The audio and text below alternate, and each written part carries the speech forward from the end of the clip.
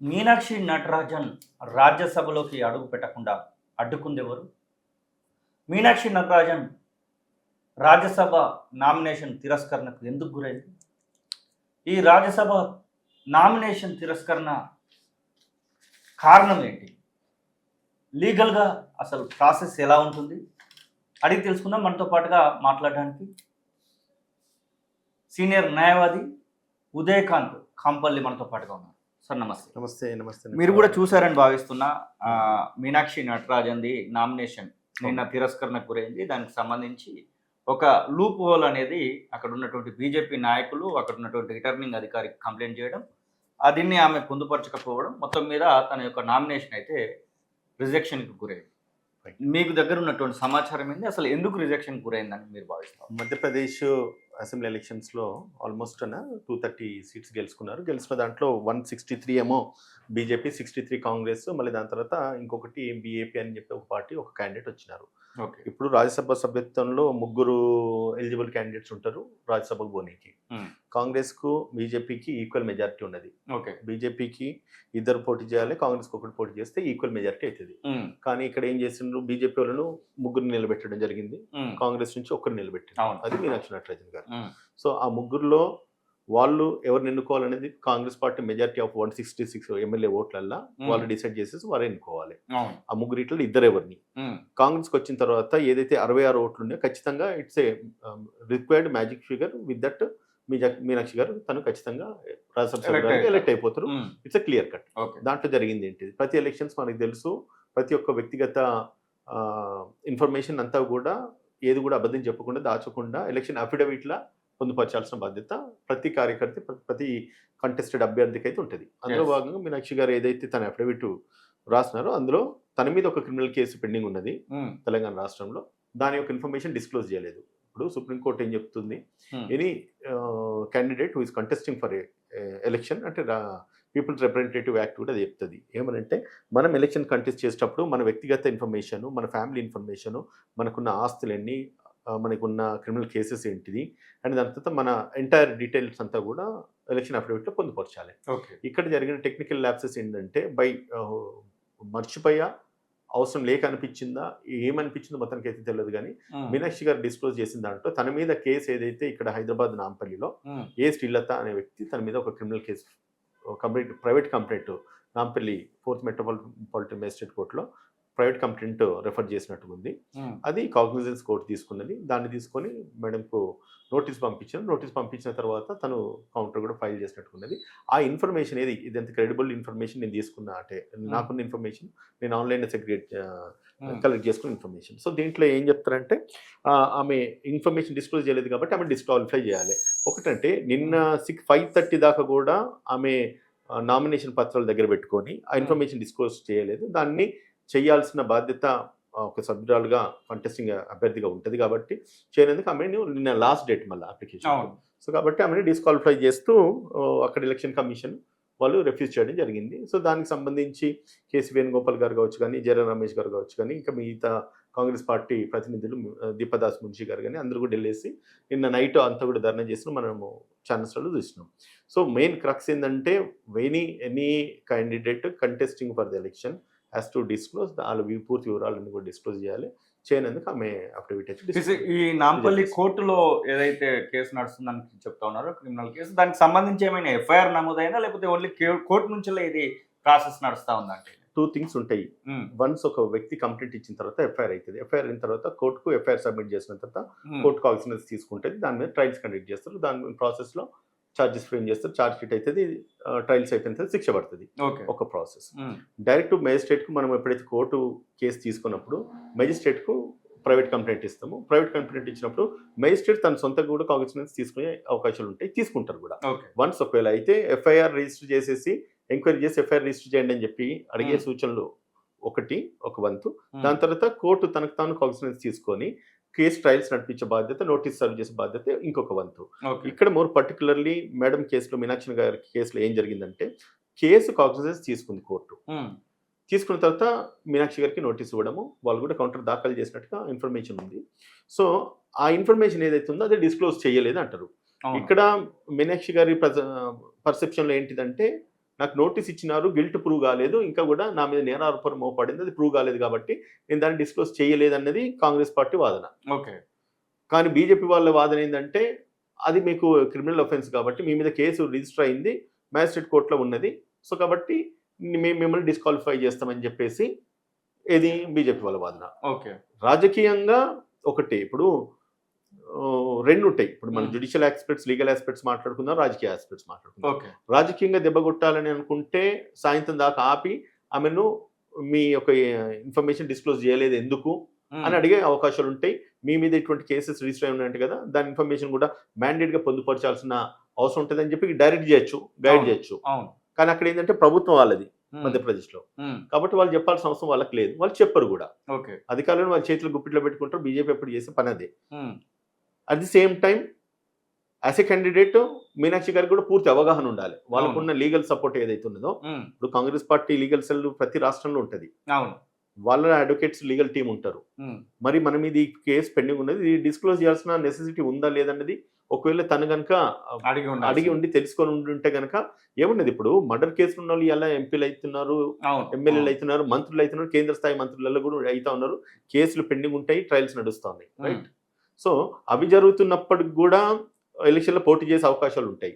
కానీ ఇక్కడ mayor affidavit లో డిస్క్లోజ్ చేయనందుకు పూర్తిగా ఆమె నామినేషన్ తిరస్కరించాల్సిన నెసెసిటీ ఎంత మట్టుకున్నదని ఇప్పుడు కాంగ్రెస్ పార్టీ వాదన. దీన్ని అవసరమైతే మేము సుప్రీంకోర్టు పోతాయని చెప్పేసి నిన్న రాత్రి వాళ్ళు పొద్దుందా కూడా ఆ శ్రీలత వారు వేసినటువంటి కేసు ఏంటి, అసలు ఆ కేసులో ఉన్నటువంటి మూలం ఏంటి? ఇప్పుడు కేసు పూర్తి వివరాలు మన దగ్గర అయితే లేవు, కానీ ఆమె వేసిన మోర్ పర్టికులర్ కేసెస్ మనం ఏదైతే పర్టికులర్ సెక్షన్స్ కూడా ఉంటాయి కదా, మనం ఏదైతే ఇన్ఫర్మేషన్ సెగ్రిగేట్ చేసినామో దాంట్లో కూడా ఎస్ఆర్ నెంబర్ 4472/2025 ఇది ఇక్కడ నాంపల్లి కోర్టుల కేసు రిజిస్టర్ అయింది. దానికి కంప్లైంట్ వచ్చేసి A Srilatha versus Sivakumar Reddy and others లో మీనాక్షి గారు A4 కింద చూపించుతా ఉన్నారు. సో ఆమె మీద రిజిస్టర్ అయిన కేసెస్ 356, 351 సబ్సెక్షన్ 2, 61, 45, 64, 79 ఈ బిఎన్ఎస్ యాక్ట్స్ ప్రకారంగా వీళ్ళన్నింటిని కూడా పొందుపరిచి వీళ్ళు కేసులు పెట్టినారు. బట్ ఇందులో ఏది కూడా మేజర్ అఫెన్సెస్ ఏం కాదు. ఒకటండి, ఇప్పుడు సరే ఇక్కడ ఏంటంటే కేసు ట్రయల్స్ ఉన్న తర్వాత ప్రూవ్ అవుతుందా కాదనేది different scenario. But before that case మన మీద ఉన్నది అన్నది డిస్క్లోజ్ చేయాల్సిన అవసరము అభ్యర్థి మీద ఉంటుంది. మళ్ళీ తర్వాత కేసు ఎఫ్ఐఆర్ అయిందా లేదా అన్నది ఆమె ఇంటెన్షన్. ఎఫ్ఐఆర్ కానప్పుడు, పోలీస్ ఇన్వెస్టిగేషన్ లేనప్పుడు నేను ఎందుకు ఆ ఇన్ఫర్మేషన్ డిస్క్లోజ్ చేయాలని చెప్పేసి మీనాక్షి గారి ఇంటెన్షన్. బట్ టెక్నికల్ గా ఆలోచిస్తే ఈ కోర్టు కాగ్నిజెన్స్ తీసుకున్నది, దీని ఇన్ఫర్మేషన్ నేను ఇవ్వాలా వద్దా అన్నది లీగల్ ఎక్స్పర్ట్స్ వాళ్ళ ఆమెకు సజెస్ట్ చేయాల్సిన అవసరం ఉండేది. అక్కడ కొంచెం టెక్నికల్ ల్యాబ్స్ అయితే జరిగింది. మనం కూడా తెలంగాణ రాష్ట్రంలో కాంగ్రెస్ పార్టీ సైడ్ నుంచి లీగల్ ఎక్స్పర్ట్స్, లీగల్ సెల్ ప్రతినిధులు కూడా చాలా మంది ఉంటారు. ఇప్పుడున్న 119 అసెంబ్లీ కాన్స్టిట్యున్సీలో ప్రతి కాన్స్టిట్యున్సీకి ఒక అడ్వకేటు లేకపోతే Congress party representative, legal cell ఎట్లయితే నేను వైస్ చైర్మన్ ఉన్నానో conveners, vice chairmen, district chairmen వీళ్ళంతా కూడా ఉంటారు. వాళ్ళొక సలహా తీసుకున్నా కూడా కాంగ్రెస్ పార్టీకి యూజ్ అవుతుంది. ఇంకోసారి అంటే ఈ చిన్న మిస్టేక్స్ ఒక పెద్ద అనర్థానికి దారి తీయకుండా ఉండాలి. ఇలాంటి కేసెస్లో ప్రధానంగా విచక్షణ అధికారం ఏమైనా ఉంటుందా? ఏదైతే రిటర్నింగ్ ఆఫీసర్స్కి మళ్ళీ పెట్టించుకోమని చెప్పేసాను, లేకపోతే దీనికి సంబంధించి సబ్మిట్ చేయమని చెప్పేసాను, అప్పుడప్పుడు వింటూ ఉంటాం ఐటీకి సంబంధించింది ఏదో సబ్మిట్ చేయలేదని మళ్ళీ రీసబ్మిట్ చేయమని ఇట్లా చెప్తా ఉంటారు కదా ఒక అభ్యర్థికి. అట్లా ఈ పర్టికులర్ ఈ కేసెస్ విషయంలో అట్లాంటి ఆప్షన్ ఏమన్నా ఉంటుందా? ఈ విషయంలో నేను ఒకటి చెప్తా, అంటే మీరు క్వశ్చన్ అడిగింది కాబట్టి అండి నేనేం చెప్తానంటే, ఎప్పుడైతే మనం నామినేషన్ ఇస్తాం ప్రతి అభ్యర్థి చేసేది ఏంటంటే 2-3 సెట్లు 4 సెట్లు ఖచ్చితంగా వేస్తారు. ఒక దాంట్లో తప్పున్నా ఒక దాంట్లో ఒప్పున్నా కూడా దాన్ని కరెక్ట్ చేసుకుంటారు, కవర్ అవుతుందని. రిటర్నింగ్ ఆఫీసర్ యొక్క డ్యూటీ ఏంటంటే వారు ప్రతిదీ స్క్రూటనీ చేయాలి. స్క్రూటనీ చేసిన తర్వాత వాళ్ళు ఇన్ఫర్మేషన్ ఇవ్వాలి.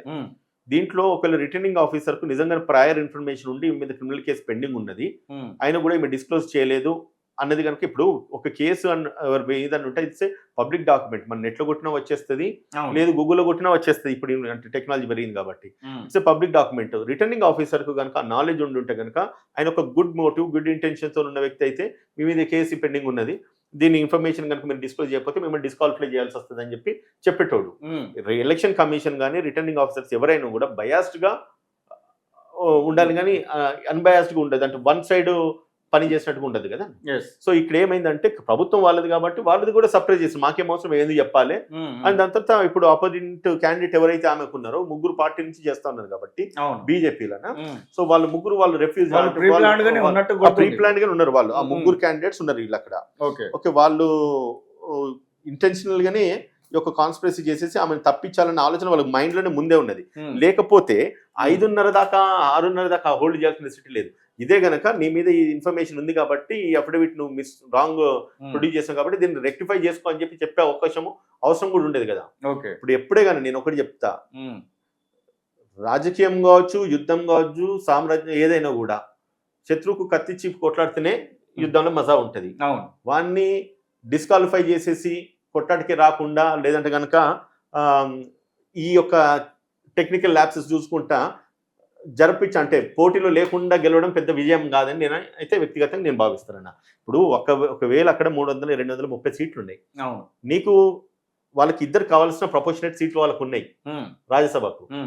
సగం వీళ్ళకే సగం ఆయనకి వేసినా కూడా ఇద్దరు ఎవరో ఒకరు గెలుస్తారు.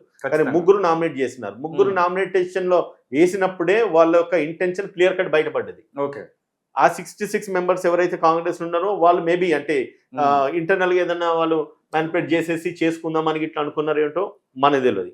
సో అటువంటిది ఏదైనా జరిగితే గనక అంటే ఒకటి ప్రజాస్వామ్యబద్ధంగా ఎన్నికలు కావాలి, అంతేగాని కుట్రపూరితంగా ఎన్నికలు జరిగితే గనక ప్రజాస్వామ్యం మీద నమ్మకం పోతుంది. కాంగ్రెస్ పార్టీకి సంబంధించి తెలంగాణ కాంగ్రెస్ వాళ్ళే ఈ సమాచారాన్ని అక్కడికి చేరవేశారు అని చెప్తా ఉన్నారు. మీరు యాజ్ ఏ కాంగ్రెస్ లీడర్గా మీరేం చెప్తారు? తెలంగాణ కాంగ్రెస్ వాళ్ళకి మీనాక్షి నటరాజన్ మీద ఏదో కోపం ఉంది, అందుకనే మధ్యప్రదేశ్ మంత్రికి ఈ విషయాన్ని చేరవేశారు, అందుకనే అక్కడ ఇది బయటపడింది అనేటువంటి మాటలు వినబడుతుంది. దానికేం చెప్తారు? ఇప్పుడు ఎవరి గొయ్యి వాళ్ళు తవ్వుకోరు, రాజకీయాలలో ఆరోపణలు చేయొచ్చు, అది రీజనబుల్గా ఉండాలి, నమ్మదగ్గట్టుగా ఉండాలి. కాంగ్రెస్ పార్టీ వాళ్ళు ఇచ్చినారని చెప్పేసి వీళ్ళు అనుడైంది, మనం ఏంటి దాని మీద డిబేట్ ఏదన్నా ఒక మాట అడుగుతున్నా. ఈమె మీద క్రిమినల్ కేసు పెండింగ్ ఉన్నదని కాంగ్రెస్ పార్టీ వాళ్ళంటే ఏదంటే ఉట్టిగా నిప్పు పెట్టినట్టు కదా పార్టీలో అంతర్గతంగా. నిజంగానే కాంగ్రెస్ పార్టీ ఇన్ఫర్మేషన్ నీకు ఇస్తే నువ్వు నీకు అంతగానము నీకు ఆ ఇన్ఫర్మేషన్ మీద కనుక నీకు నమ్మకం ఉండి నీకు ఇచ్చిన వ్యక్తి అంత క్రెడిబుల్ సోర్స్ ఆఫ్ ఇన్ఫర్మేషన్ ఇచ్చినప్పుడు నీ పర్పస్ సాల్వ్ అయినపోయిన తర్వాత నువ్వు దాని మీద డిబేట్ చేయాల్సిన నెసిటీ లేదు, దాని మీద నువ్వు బురద చల్లాల్సిన అవసరం లేదు. అంటే with in the party public మధ్యలో అంటే పార్టీ మధ్యలో చిచ్చు పెట్టడానికే కదా ఇదంతా తెలియజేసేది. దాన్ని ఎవరు నమ్ముతారన్నా? చిన్న పిల్లగాడు కూడా నమ్మడు. అంటే బీజేపీలు చేసే కుట్రలన్నీ గిట్లనే ఉంటాయి, ఎవడు కూడా నమ్ముతారు. ఎందుకు నమ్ముతారు? కాంగ్రెస్ పార్టీ మా ఇన్ఛార్జి మీద ఆరోపణలు ఉన్నాయి. ఇంకొకటి ఆమె కూడా చాలా డిసిప్లిన్డ్ గాంధీవాదంతో ఉండే వ్యక్తి. మనం చూసినాం ఎంతో మంది ఇన్ఛార్జీలు వచ్చిన వాళ్ళు హంగు ఆర్భాటం అట్టాసం చాలా ఉంటది. కనీసం ఆమె డ్రెస్ సెన్స్ కూడా మనం గమనిస్తే ఒక సంచి జబ్బకేసుకొని సిమిలర్ 2-3 జతల బట్టలతో వచ్చేసి కాంగ్రెస్ పార్టీని రాష్ట్ర వ్యాప్తంగా ఒక సిస్టమేటిక్ గా డ్రైవ్ చేసే దాంట్లో one of the best leader, best incharge అని కూడా మనం చెప్పుకోవచ్చు. అటువంటి లీడర్ మీద కాంగ్రెస్ పార్టీ నాయకులే ఆమె రాజ్యసభకు ఎదగకుండా చేసినారు, తెలంగాణ కాంగ్రెస్ వల్లనే జరిగిందని చెప్పి అనడం వల్ల చేసినోడికి లాభం ఏముంటుంది? ఒకటి, ఆమె ఎవరికైనా కాంపిటేటర్ ఇక్కడ? కాంగ్రెస్ పార్టీలో ఎవరికైనా కాంపిటేటరా? కొన్ని కాంగ్రెస్ పార్టీకి అభ్యర్థికి ఏమైనా కాంపిటేటరా? లేకపోతే ఇక్కడ కాంగ్రెస్ పార్టీ లీడర్కి ఏమన్నా ఎఫెక్ట్ అవుతుందా? మన స్టేట్ ఇన్ఛార్జ్ రాజ్యసభ సభ్యత్వం వస్తే పార్టీకి బెనిఫిటే అవుతుంది, కానీ ఎవరికి కూడా దానివల్ల నష్టం ఏం జరగదు కదా. కాంగ్రెస్ పార్టీ ఆమె క్యాండిడేచర్ డిస్క్వాలిఫై చేయడం వల్ల ఎవరికి లాభం జరిగేది కదా. అటువంటిప్పుడు కాంగ్రెస్ పార్టీ ఏం చేస్తుందన్నా? తప్పుడు ఆరోపణలు ఇవన్నీ. కోర్టులు ఏమైనా ఇన్వాల్వ్ అవ్వడానికి అవకాశం ఉంటుందా ఈ పర్టికులర్ కేసు సంబంధించి? ఆ తిరస్కరణకు సంబంధించినటువంటి విషయంలో కాంగ్రెస్ పార్టీ కోర్టుకు పోదామని చూస్తారు. ఎలక్షన్ కమిషన్ ఒకటి, ఇప్పుడు ఎలక్షన్ కమిషన్ కు వాళ్ళు ఈ రోజు ఫిర్యాదు చేస్తారని చెప్పేసి అన్నారు. ఏది రిటర్నింగ్ ఆఫీసర్ ఇది రిజెక్ట్ చేసిండ్రు. బట్ ఏదైతే ఆమెకు నోటీస్ వచ్చింది ఆ నోటీస్ కు తను స్పందించినారు. ఎటువంటి ఎఫ్ఐఆర్ రిజిస్టర్ కాలేదు, రిజిస్టర్ కానందుకు ఆమెను డిస్క్వాలిఫై చేసినారు అని చెప్పేసి ఇక్కడ వాళ్ళ వాదన, బీజేపీల వాదన. అది టెక్నికల్ గా లీగల్ ఎక్స్పర్ట్స్ దాని మీద డిసైడ్ చేయాలి. ఇప్పుడు సరే మన హైదరాబాద్ లో కూర్చొని నాకున్న అనాలిసిస్ ని చెప్పగలుగుతా, బట్ వాళ్ళకున్న అవగాహనలా వాళ్ళు అప్రోప్రియేట్ ఎలక్షన్ కమిషన్ అప్రోచ్ కావచ్చు, లేదంటే వాళ్ళు కోర్టు కూడా వాళ్ళు అప్రోచ్ చేసి ఏదైతే ఎలక్షన్ కమిషన్ తీసుకున్న నిర్ణయాన్ని మీరు రీకరెక్ట్ చేయాలని కూడా అడగడానికి ఛాన్సెస్ ఉంటాయి. థ్యాంక్ యూ అన్న. ఇది ఉదయకాంత్ చెప్తున్న మాటలు. మొత్తం మీద మీనాక్షి నటరాజన్కి సంబంధించినటువంటి విషయంలో ఒక రాజకీయ ఎత్తుగడలో భాగంగానే తనను రాజ్యసభకు పోకుండా అడ్డుకున్నారనేటువంటి మాటను తను చెప్తున్నాయి. ఇక లీగల్గా ఎలా ఉంటుంది? ఒక అభ్యర్థిగా ఉంటే అది ఎమ్మెల్యే అయినా, ఎంపీ అయినా, రాజ్యసభ అయినా, ఎమ్మెల్సీ అయినా ఒక అభ్యర్థిగా ఉంటే నామినేషన్ వేసేటప్పుడు ఎలాంటి చర్యలు తీసుకోవాలి, ఎలాంటి జాగ్రత్తలు తీసుకోవాలి, దీనిలో భాగంగా ఎక్కడ తప్పులు దొరుకుతాయి అనేటువంటి మాటను కూడా వారు లీగల్గా చెప్తున్నటువంటి సందర్భం చూస్తాం. మరో పర్సన్ అజార్తో శ్రీనివాస్ తొలివెలుగు, హైదరాబాద్.